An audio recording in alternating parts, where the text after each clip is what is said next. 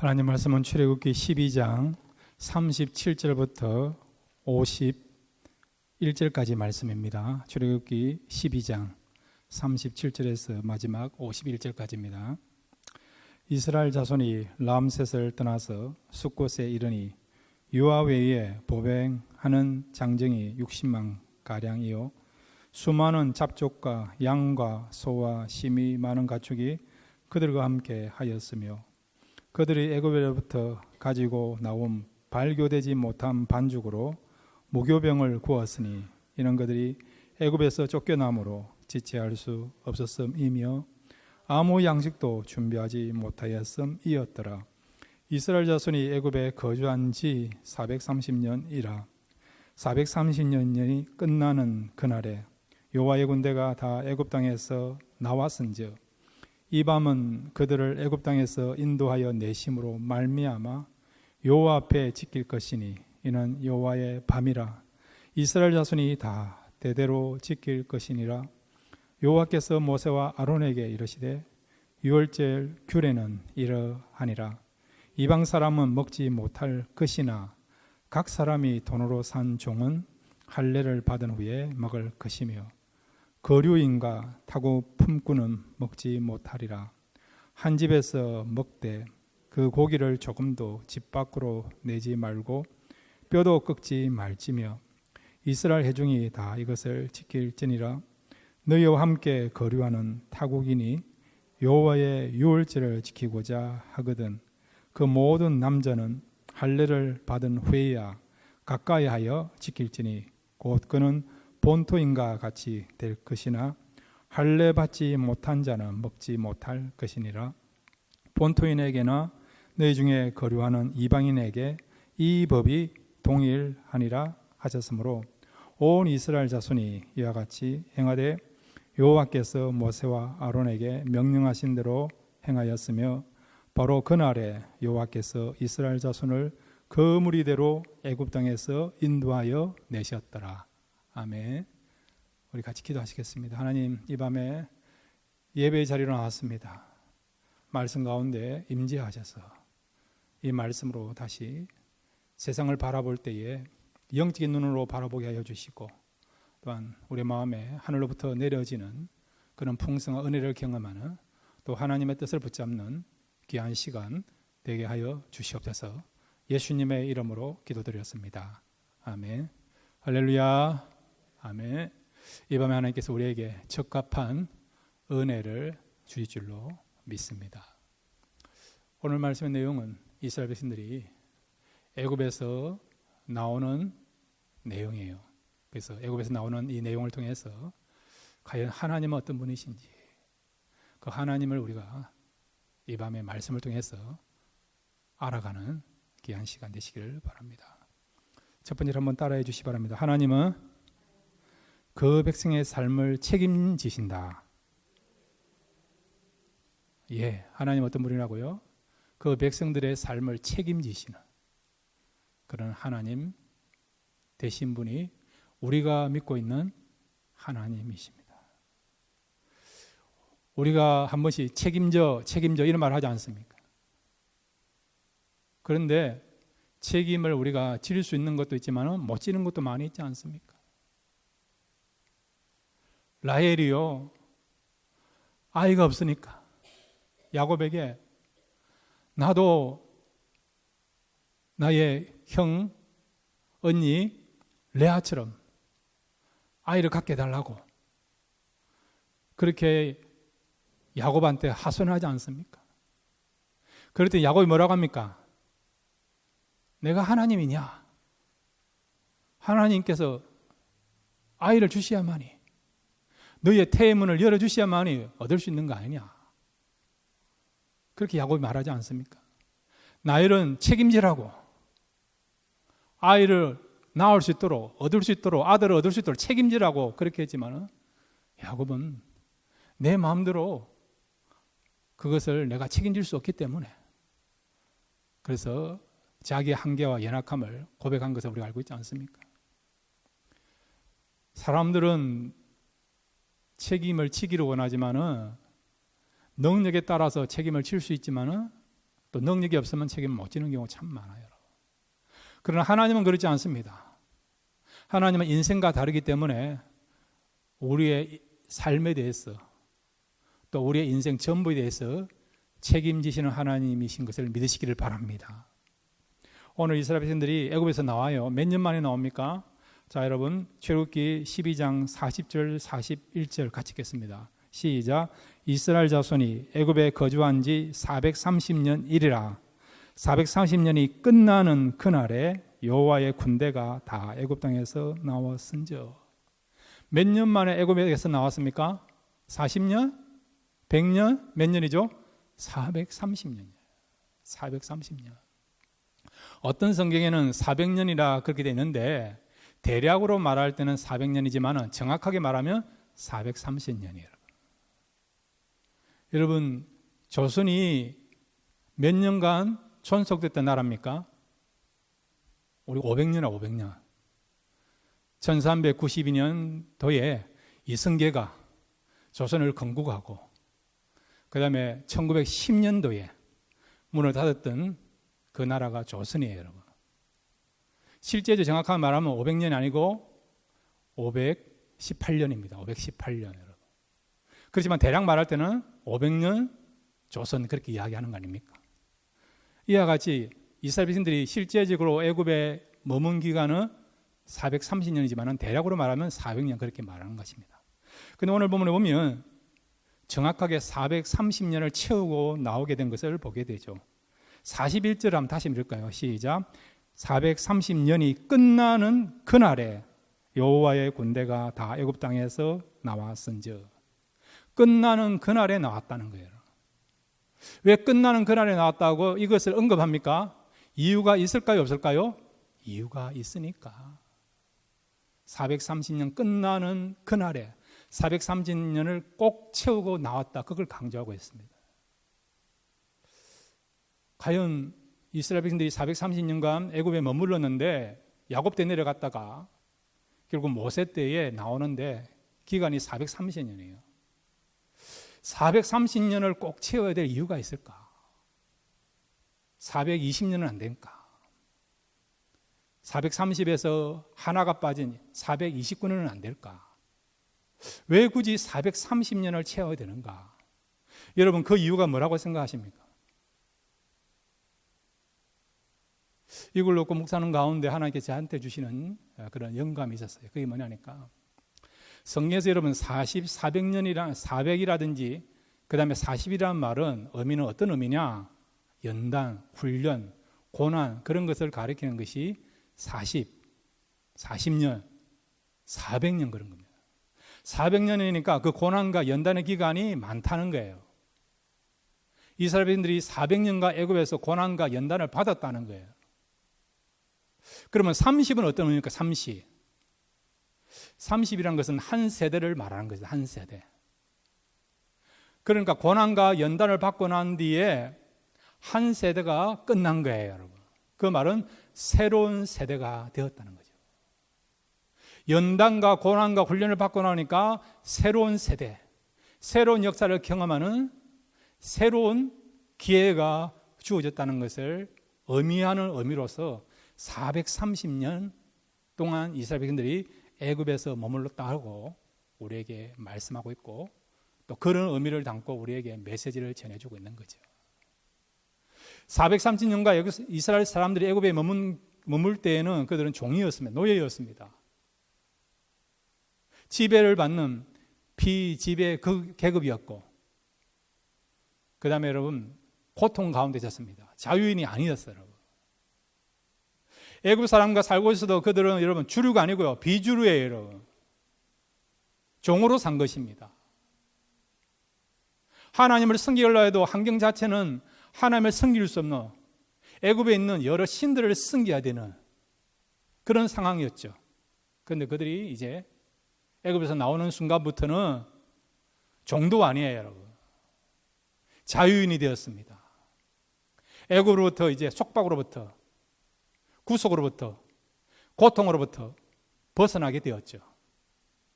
이제부터는 마음껏 하나님을 예배하고 섬길 수 있는 영적인 부흥기가 그들에게 주어지게 된 것을 보게 되는 거죠.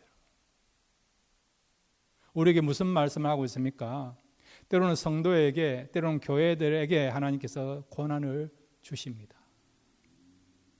근데 그 고난을, 연단을 잘 참고 나면 그 고난 뒤에는 뭐가 온다고? 영광이 오고 축복이고 부흥이 나타나고 교회가 귀하게 쓰임받고 성도들의 그런 어떤 쓰임에서도 지경이 넓혀지는 그런 새로운 역사가 나타난다는 것을 말씀해 주고 있습니다. 그러므로 여러분 잘 인내하시고 참으셔서 하나님께서 새 역사를 시작하실 때에, 새 역사를 나타낼 때에 귀하게 쓰임받는 그런 새 역사를 위해서 새로운 주역으로서 쓰임받는 우리 교회와 우리 모든 성도가 되기를 바랍니다. 자, 그런데 여러분 이스라엘 백성들이 430년간 애굽에 있었어요. 이미 하나님은 아브라함에게 약속하셨고 야곱에게 약속하셨습니다. 애굽에 내려가지면은 큰 민족을 이루고 난 뒤에 다시 가나안 땅으로 돌아오게 될 것이다. 아브라함에게는 400년 만에 그리고 4대 만에 돌아오게 될 것을 말씀하고 있고, 야곱에게는 지금 너희들이 내려가는 숫자는 소수지만은 돌아올 때는 큰 민족을 이루어서 돌아오게 될 것이다. 그 약속을 하셨어요.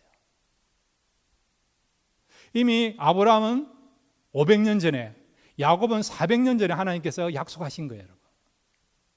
그런데 그 약속이 결국 500년이 지나고 400년이 지났지만 이루어지게 된 거예요, 여러분. 하나님의 언약을 이루어 주셨다. 언약을 성취하셨다. 그 말은 뭐냐? 기억하고 계신다는 거예요. 430년이라는 그 날짜를 카운트 하신 것처럼 하나님은 하루하루를 다 기억하고 계신다는 거예요, 여러분. 그러니까 우리의 삶에 대해서도 하나님 모든 것을 기억한다는 거예요. 여러분 가운데 지금 고난을 받고 있습니까? 시련 가운데 있습니까? 연단 가운데 있습니까? 해결되지 못하는 그런 어려움과 문제를 갖고 있습니까? 하나님은 그런 것을 기억하시며 다 카운트하십니다. 언제 하나님께서 그 문제를 해결해 주실 건가, 풀어 주실 건가, 회복해 주실 건가, 하나님은 다 플랜을 갖고 계세요.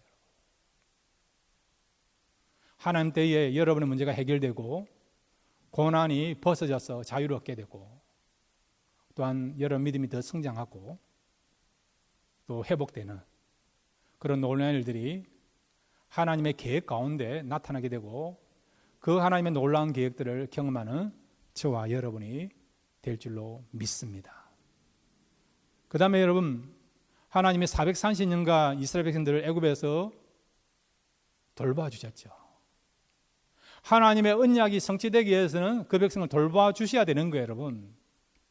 하나님이 아브라함에게 약속한 대로, 야곱에게 약속한 대로 그 백성들을 다시 가나안 땅으로 인도하시기 위해서는 이스라엘 백성들을 어떻게 해야 됩니까? 보존해 주셔야 되는 거예요. 보존해 주셔야 되는 거예요.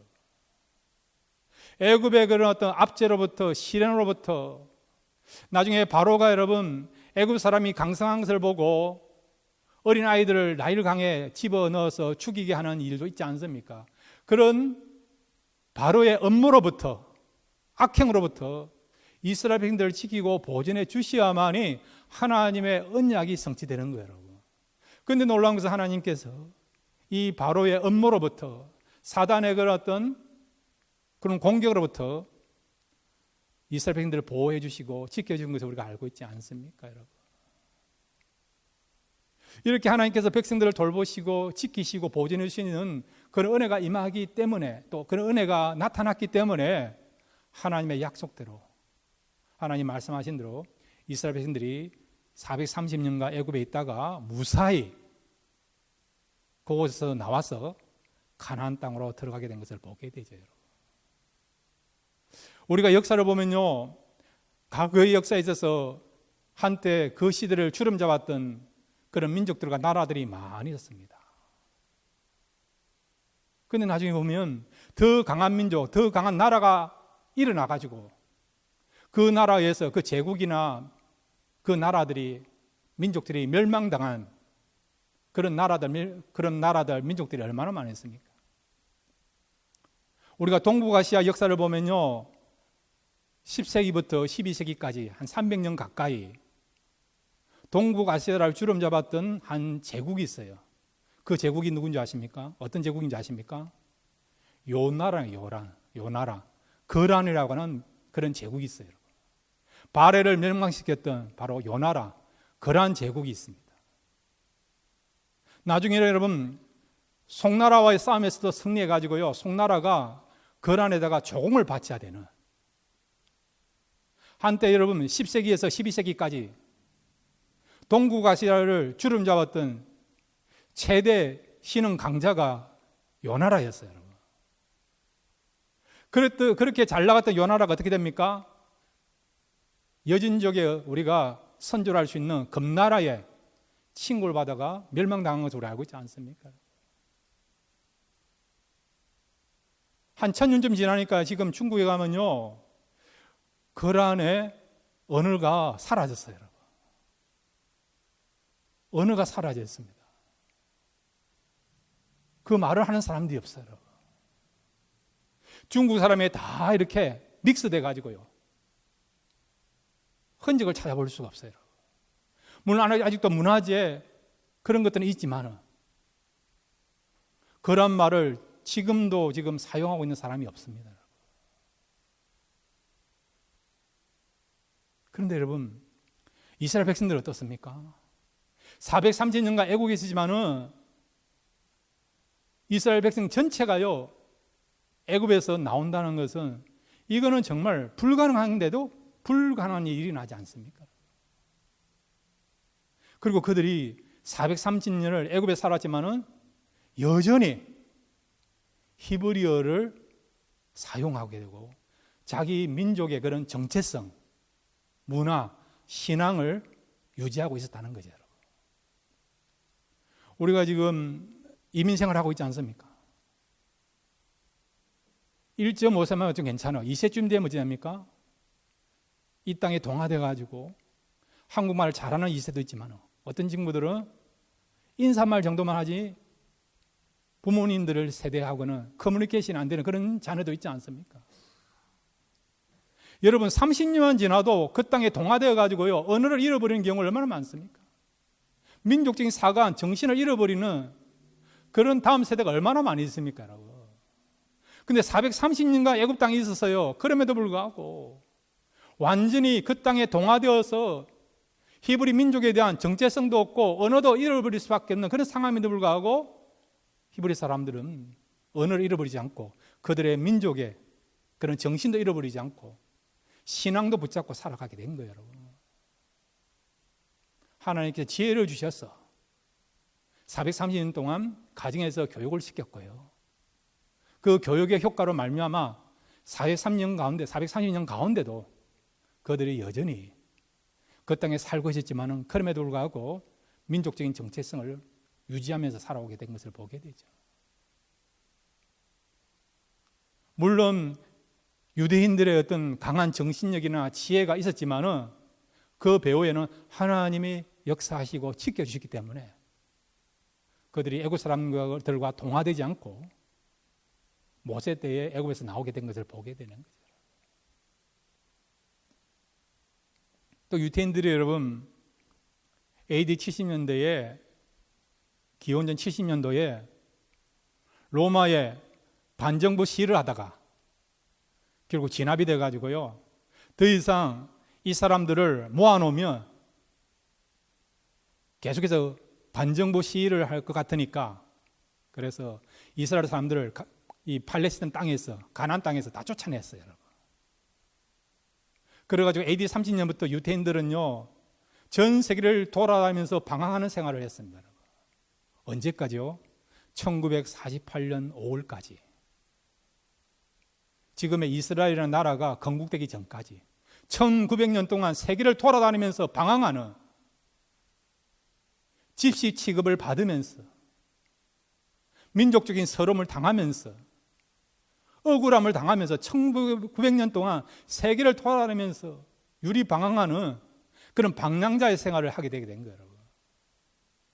400년 정도가 아니고요, 1900년 정도가 동안 이렇게 나라 없이 서름을 겪으면서 세계를 떠도는 생활을 했죠. 근데 놀라운 것은 여러분, 천국경년이 지났지만 여전히 이 이스라엘 사람들, 유태인들은요, 자기들의 민족성을 가지고 있고 언어를 가지고 있는 거예요, 여러분. 얼마나 대단합니까? 앞에서 말한 것처럼 거란은 여러분 1000년이 지났는데 그 언어를 사용하는 사람이 없어요, 여러분. 거란에 대한 민족적인 정신이 있는 사람이 없습니다, 여러분. 그런데 유태인은 1900년이 지남에도 불구하고 어떻게 그런 많은 수모와 학대를 당하면서도 불구하고 여전히 그들의 민족성, 그들의 신앙을 지키고 있었느냐? 하나님의 배후에서 지혜를 주시고 그들을 보존하시고 지키기 때문에 그런 것이죠, 여러분. 이거는 여러분 역사적인 어떤 백그라운드뿐만 아니라 영적인 부분은 마찬가지예요, 여러분. 영적인 부분은 뭡니까? 하나님께서 그 백성을 버리느냐 안 버리느냐 그거 아닙니까? 하나님께서 그 백성을 구원하느냐 구원받지 못하느냐, 그것이 영적인 그런 어떤 돌보심이라 할 수 있지 않습니까? 그러면 자, 이런 보세요. 예수님 당시에 많은 유대인들이 예수를 믿지 아니했습니다. 물론 예수를 믿은 사람도 있지만 그건 소수에 불과하고요. 대부분 유대인들은 예수님을 믿지 아니했고 예수님은 십자가 못 박았죠. 왜?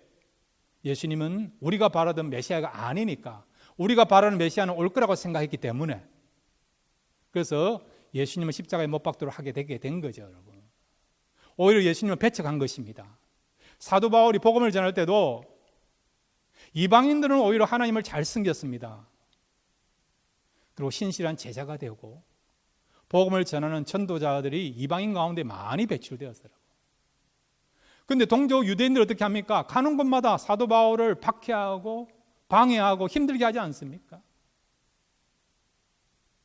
이쯤 되면 하나님은 처음 선택하신 하나님의 선민을 할 수 있는 이스라엘 백성들을 버린 것은 아닐까? 예수님 때도 복음을 잘 받아들이지 않고 사도 바울 때도 복음을 잘 받아들이지 않고 오히려 이방인들이 더 예수를 잘 믿고 신앙생활 잘한 거 보니까 하나님께서 유태인들을 버리고 이방인들을 선택하시는 것은 아닐까, 이런 생각을 해볼 수 있지 않습니까? 이 부분에 대해서 사도 바울이 뭐라고 이야기합니까? 로마서 우리 11장 1절을 같이 읽겠습니다. 시작. 그러므로 내가 말하노니 하나님이 자기 백성을 버리셨느뇨? 그럴 수 없느니라. 나도 이스라엘이요 아브라함의 씨에서 난 자요 베냐민 지파라. 아멘. 예수님 당시에 많은 유대인들이 예수님을 배척하고 복음을 받아들이지 아니했고, 사도 바울 때에 사도들이 전하는 그 복음을 동적인 유대인들이 대부분 받아들이지 아니하고 오히려 성도들을, 오히려 사도들을, 교회들을 박해하는 그런 일을 했지만은, 그럼에도 불구하고 하나님은 그 백성을 버리지 아니했다는 거예요. 자, 그 부분에 대해서 다시 사도 바울은 로마서 11장 25절 27절에서 이렇게 말씀하고 있습니다. 로마서 11장 25절 27절 같이 읽겠습니다. 시작. 형제들아, 너희가 스스로 지혜 있다 하면서 이 신비를 너희가 모르기를 내가 원하지 아니하노니, 이 신비는 이방인의 충만한 수가 들어오기까지 이스라엘에 들어는 우둔하게 된 것이라. 그리하여 온 이스라엘이 구원을 받으리라 기록된 바, 구원자가 시온에서 오사 애굽에게서 경건하지 않는 자를 돌이키시겠고, 내가 그들의 죄를 없이 할 때에 그들에게 이루어질 내 언약이 이것이라 한가 같으니라. 아멘. 26절을 다시 한번 읽겠습니다. 이 중요한 말씀입니다. 26절 다시 읽겠습니다. 시작. 그리하여 온 이스라엘이 구원을 받으리라. 기록된 바 구원자가 시온에서 오사 애굽에서 경건하지 않은 자를 돌이키시겠고. 아멘. 유태인들이 예수님의 말씀을 배척했기 때문에, 초대교회 때 사도들이 전하는 복음을 배척했기 때문에, 그러면 그들은 구원받지 못하는 백성 되는 거 아닐까? 하나님이 그 백성들을 버리신 것은 아닐까? 그렇게 생각해 보셨는데 그게 아니라는 거예요. 타이밍이 있다, 타이밍이에요. 지금은 복음을 받아들이지 않아서 배척한 것 같이 보이지만, 마치 하나님께서 택하신 그 이스라엘 백성들을 버린 것 같이 보이지만은 그렇지 않다는 거죠. 그들이 하나님께로 돌아오는 날이 있다는 거죠. 그래서 구원받는 그 날이 있다는 거죠. 언제요? 이방인의 수가 충만하게 차게 되면. 이제 유태인들 가운데서 하나님께서 정하신 그 사람들이 회개하고 복음을 받아들이고 예수님을 나의 주님으로 구주로 영접함으로 구원받는 역사가 나타난다는 것이죠. 하나님이 정한 수를 몰라요, 여러분. 유대인들 가운데 10명이 되는지 10,000명이 되는지 10만 명이 되는지 100만 명이 되는지 모릅니다. 분명한 것은 하나님께서 정한 구원받을 수가 있다는 거예요. 이방인들 가운데도 있지만은 유대인들 가운데도 있다는 거죠. 그래서 먼저 이방인들이 오히려 예수를 잘 믿고 구원받게 되면 그것을 통해서 이제 유대인들에게도 복음이 전파되어서 그들이 돌아오는 날이 있다는 것을 말씀해 주고 있는 것이죠. 그러니까 하나님은 환경적으로 정치적으로 뿐만 아니라 이스라엘 백성들을 돌보시고 책임지시고 약속을 주신 것뿐만 아니라 영적으로도 그 약속을 반드시 이루시는 하나님이라는 것을 말씀해 주고 있는 것이죠. 사랑하는 성도 여러분, 저와 여러분 예수를 믿음으로 하나님의 백성이 된 것을 믿으시기를 바랍니다. 우리가 구원받는 것뿐만 아니라 하나님께서 그 이스라엘 민족, 유대인들을 역사적으로 보존하시고 나라를 지탱하게 하시고 어려운 가운데 지켜주신 것처럼 예수를 믿은 우리들을 하나님의 백성으로 삼아주시기 때문에 얼마든지 우리의 영적인 문제뿐만 아니라 우리의 인생의 문제, 삶의 문제에 대해서도 돌보시고 보존하시고 지켜주시고 공급하시는 역사를 우리에게 나타내 주신다는 거예요, 여러분. 그러므로 여러분, 우리의 인생을 책임지시는 하나님을 바라보고 그 하나님을 의지함으로써 설령 어떤 어려움을 당한다 하더라도 그 어려움만 생각하지 마시고 그 어려움 넘어 계시는 하나님을 바라보십시오. 그 하나님은 어떤 형편, 어떤 상황에 처한다 하더라도 그 백성의 영적인 문제뿐만 아니라 육신의 문제도 해결하시는 하나님인 것을 알고 하나님을 의지하고 바라봄으로써 모든 어려움을 극복하시고 하나님 앞에 감사하며 찬양하며 살아가시는 저와 여러분 되시기를 바랍니다. 두 번째로 여러분, 오늘 이스라엘 백성들이 애굽에서 나오는 이 사건을 통해서 우리에게 주시는 귀한 교훈이 있습니다. 한번 따라해 주시기 바랍니다. 하나님은 모든 사람에게 구원받을 기회를 주신다. 이 사실을 믿습니까? 만약에 유대인들에게 구원받을 기회만 주셨다, 우리는 구원받을 기회가 없는 거죠. 이걸 영어로 뭐라 합니까? 노숲. 예, 노숲. 그렇지 않습니까? 우리가 구원받기를 원하지만은 하나님 우리에게도 구원받을 기회를 주세요. 그런데 하나님께서 너희들은 노숲이다. 그러면 구원받지 못하는 거 아닙니까? 근데 놀란 것은 유대인뿐만 아니라 복음은 먼저 유대인들이 받았지만은 하나님은 유대인들뿐만 아니라 유대인 입장에서 보면 우리는 이방인이에요, 여러분. 그럼에도 하나님께서는 이방인 우리에게도 복음을 받을 수 있는, 구원받을 수 있는 기회를 주신 것이죠. 자, 오늘 여러분 출애굽기 12장 48절을 같이 읽겠습니다. 출애굽기 12장 48절입니다. 시작. 너희와 함께 거류하는 타국인이 여호와의 유월절을 지키고자 하거든 그 모든 남자는 할례를 받은 후에야 가까이 하여 지킬지니 곧 그는 본토인과 같이 될 것이나 할례 받지 못한 자는 먹지 못할 것이니라. 아멘. 유월절은 여러분 이스라엘 백성이 지키는 절기 가운데 가장 큰 절기예요, 여러분.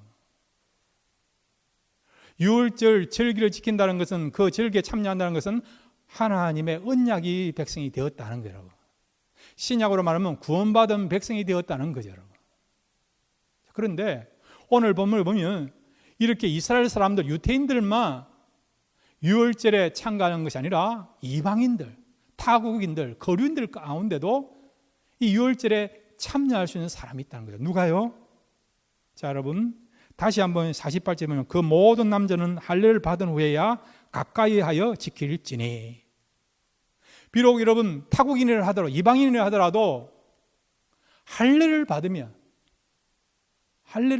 그 남자들 가운데 할례를 받으면 얼마든지 이스라엘 사람들이 제일 중요하게 여기는 언약의 백성을 상징하는 그 유월절 절기에 타국인들도 이방인들도 참여할 수 있다는 거예요. 할례가 뭡니까? 할례라는 것은 하나님과 아브라함과 맺은 언약이죠. 나는 너의 하나님이 되고 너희들은 나의 백성이 되는 것. 하나님과 언약식을 체결할 때에 상징적으로 행한 것이 할례 아닙니까? 할례. 그러니까 할례를 받았다는 것은 여러분 바로 하나님 백성이 되었고 하나님은 우리 하나님이 되었다, 그런 의미라는 거예요. 그러니까 이방인들이 할례를 받았다는 의미는 뭐냐? 이들도 얼마든지 하나님의 백성이 되어서 유월절에 참여할 수 있다는 것을 말씀해 주고 있는 거죠. 이것을 여러분 그냥 단순하게 절기로만 생각하지 않고 영적인 메시지는 뭐냐? 바로 우리 같은 이방인을 하더라도 예수 그리스도를 믿으면, 예수 그리스도를 믿어서 우리가 세례를 받으면, 여기서 말하는 세례식을 말하는 게 아니고요, 여기서 말하는 것은 우리가 회개하고 예수 그리스도를 나의 주님으로 고백하는 그 믿음을 말하는 것이죠. 이게 진정한 세례의 의미 아닙니까? 그러니까 우리가요, 내가 죄인인 것을 고백하고 인식하고 인정하고 그 다음에 예수 그리스도를 나의 주님으로, 나의 왕으로, 나의 주님으로 모시겠고 그렇게 살겠습니다 결단하면 우리는 누가 됩니까? 하나님의 언약의 백성이 되는 거예요. 여러분. 그리고 그 하나님은 우리의 하나님이 되십니다. 그래서 이렇게 하나님의 언약의 백성이 되는 것, 즉 구원받은 백성이 되는 것은 이스라엘 사람들에게만 해당한 것이 아니라 첫 번째 유월절 때 타국인들도 할례를 받으면 이스라엘 백성들과 동일하게 유월절 절기에 참여할 수 있는 것처럼 오늘 우리도 예수 그리스도를 통해서 우리가 세례를 받고 주님을 모시고 살아가면 우리도 하나님의 백성이 되고 구원받을 백성이 될 수 있다는 것을 말씀해 주고 있습니다. 이 말씀은 하나님은요, 유대인뿐만 아니라 모든 사람이 하나님의 자녀가 되고 하나님을 섬기기 원한다는 것을 말씀해 주고 있는 것입니다. 디모데전서 2장 4절 말씀을 읽고 말씀을 마무리합니다. 디모데전서 2장 4절입니다. 시작. 하나님은 모든 사람이 구원을 받으며 진리를 아는 데 이르기를 원하시느니라. 아멘. 그렇기 때문에 우리가 유태인이 아님에도 불구하고 구원받을 수 있는 기회가 주어지고 우리가 하나님 백성이 되고 하나님이 우리의 아버지시며 우리의 진정한 하나님이 될 수가 있는 거예요. 여러분. 하나님의 스케일은 큽니다. 하나님은 한 민족만 하나님 백성 되기를 원한 것이 아니라 온 세계에 있는 모든 나라들과 모든 언어를 사용하는 사람들이, 모든 민족들이 하나님을 아버지로 섬기기를 원하고 하나님은 그들의 하나님이 되기를 원하시는 거예요. 이게 하나님의 소원이에요, 여러분. 그래서 우리가 계시록 7장 9절부터 10절에 보면 천상 세계에서 예배를 드리는데 어떻게 예배 드립니까? 모든 민족들이 구원받아가지고 흰옷을 듣고 하나님과 어린 양 되신 예수님을 향하여 구원하심이 하나님과 어린 양 되신 예수님께 있다면서 호산나 찬송하면서 크게 소리 지르면서 어떤 경우는 무릎을 꿇고 하나님 앞에 감사하며 찬양하는 예배의 모습을 우리가 알고 있지 않습니까? 이것이 하나님의 소원이에요, 여러분. 그러니까 여러분, 우리가 많은 사람들이 복음을 전해서 그들이 예수를 믿어서 하나님의 백성이 되고 하나님을 예배한다 그러면 하나님을 기쁘시게 하는 것입니다. 하나님을 기쁘시게 하는 삶은 우리가 최고로 아름다운 삶을 살아가는 삶이 될 수 있습니다. 그러므로 여러분, 우리가 구원받은 것에 감사하시고 그걸로 만족하지 마시고 하나님은 모든 사람에게 있어서도 하나님이 되기를 원하고 모든 사람들이 하나님으로 섬기기 원하시니 이것이 하나님의 뜻이니까 우리가 하나님 앞에 가는 그날까지 만민에게 복음을 전하는 일에 힘을 쓸 수 있는 우리 교회와 그리고 여러분 되시기를 주님의 이름으로 축원드립니다.